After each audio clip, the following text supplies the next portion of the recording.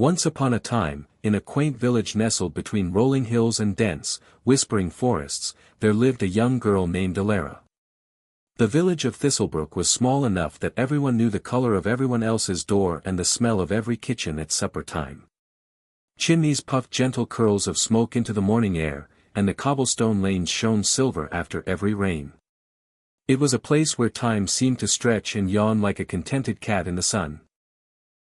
Ellara was known throughout Thistlebrook not for any grand achievement, but for the quiet radiance of her spirit. She had a kindness that lingered like the warmth of late afternoon light and an imagination that made even the simplest things shimmer with possibility. She spoke to flowers as if they were old friends, believed clouds were slow-moving islands, and often paused in the middle of her chores because a story had fluttered into her mind and refused to wait. Her home stood at the very edge of the village, where the last garden melted into wild meadow. It was a small cottage with ivy climbing its stone walls and a crooked wooden gate that sang a soft creak whenever it opened. Ellara lived there with her grandmother, a gentle woman whose hair was as white as milkweed and whose hands always smelled of lavender and bread dough. But Elara's truest companion was not her grandmother, nor any of the village children. It was a cat named Luna. Luna had come into Elara's life on a night when the sky had broken open with thunder. Rain had poured in silvery sheets, and the wind had howled like a lost creature wandering the hills.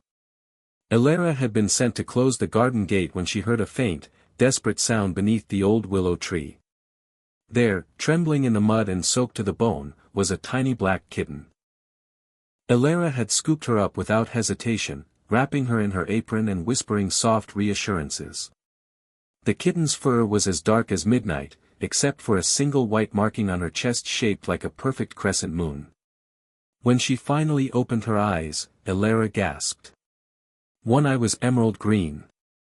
The other was sapphire blue. From that moment on, they belonged to one another. As Luna grew, it became clear she was no ordinary cat. She had a way of watching the world that felt almost knowing. She tilted her head at Elara's stories as if following every word. She tapped her paw against doors just before someone knocked. And sometimes, in the deep hush of evening, her mismatched eyes seemed to reflect things that were not in the room at all. Every morning, the two of them set off on their adventures. They wandered the meadow where wildflowers brushed against Elara's knees in waves of gold and violet. They climbed the old oak at the hill's crest and watched the village wake below them. They followed streams into the forest, where the air turned cool and green and the sunlight fell in shattered pieces through the leaves. Ellara told stories constantly. She told them to Luna, to the wind, to the beetles crossing their path. Tales of hidden kingdoms beneath the roots of trees. Of foxes that wore crowns. Of rivers that remembered every face reflected in them. And Luna listened. Sometimes she would suddenly dart ahead, tail high, leading Ellara to a place she had never seen before, a ring of mushrooms glowing faintly in shadow, a hollow log filled with smooth blue stones, a clearing where the air hummed with the sound of invisible wings. It was on one such afternoon, heavy with the warmth of late summer, that everything changed. They had followed a trail of butterflies deeper into the forest than ever before.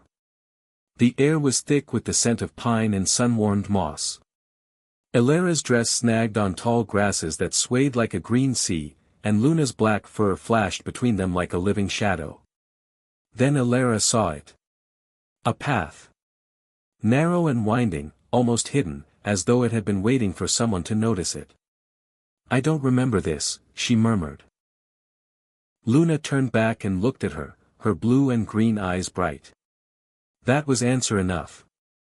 They followed the path as it curved and dipped, the forest growing quieter with every step.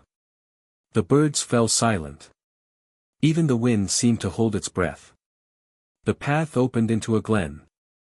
At its center stood a tree so vast and ancient that it seemed less like a tree and more like a piece of the earth itself.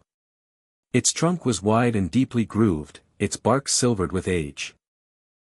Its branches stretched outward in great, arching sweeps, leaves shimmering with a light that was not quite sunlight. Ellara approached slowly, her heart beating in her throat. Carved into the bark were symbols, delicate and intricate. They pulsed with a soft golden glow, like breathing. Luna circled the tree, her tail flicking, her eyes alight with excitement. "Do you see this?"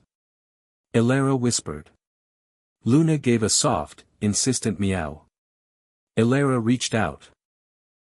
The moment her fingers touched the glowing symbol, the world unraveled. Light spilled through the air like liquid.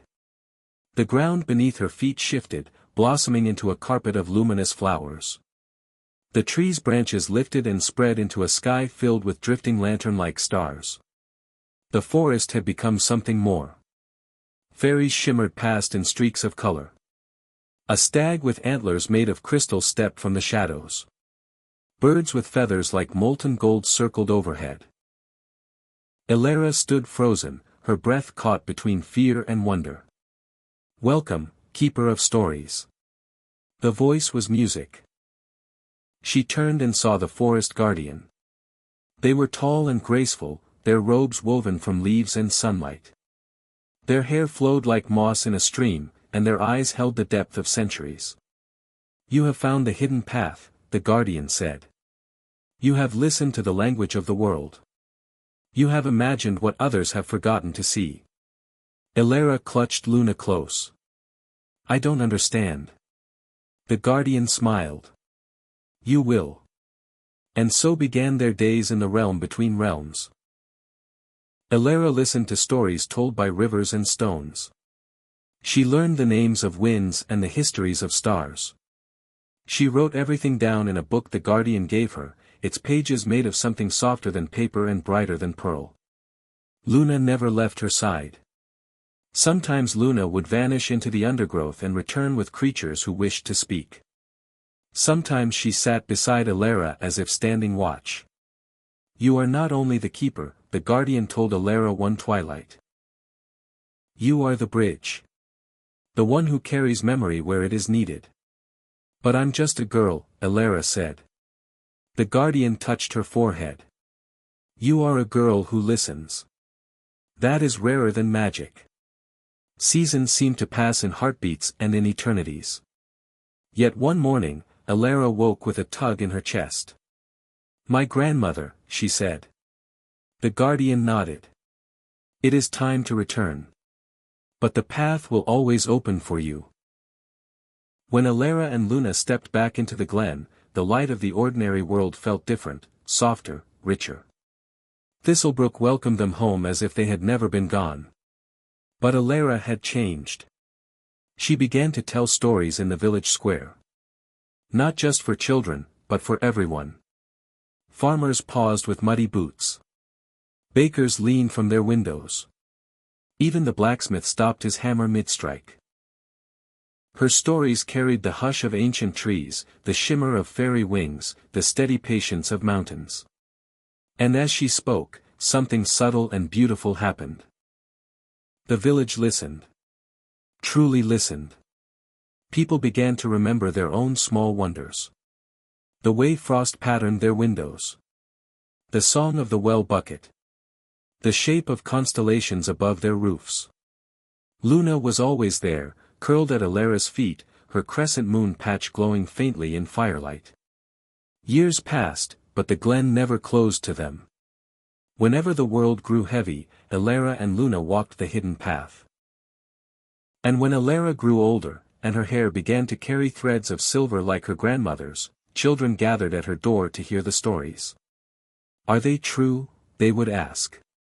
Ellara would smile and glance at Luna, who, impossibly, still sat beside her with bright, knowing eyes. "All stories are true somewhere," she would say. On the evening of her last tale, when the sky burned gold and violet, Ellara felt the forest calling once more. She walked the path with Luna at her side. The great tree waited, its symbols glowing. The guardian stood beneath it. "You have carried the stories well," they said. Ellara knelt and pressed her forehead to Luna's. "Will you come with me?" she whispered. Luna's purr was like distant thunder and summer rain. Together, they stepped into the light. And in Thistlebrook, on quiet evenings when the wind moved through the trees just so, people swore they could hear a girl's voice telling stories. And see, for the briefest moment, a flash of black fur and a crescent moon glowing in the dusk. The village never forgot to listen again. And somewhere beyond the veil of the ordinary world, Ellara and Luna walked beneath endless branches, gathering stories that would never fade. If you like our videos then, don't forget to subscribe our channel.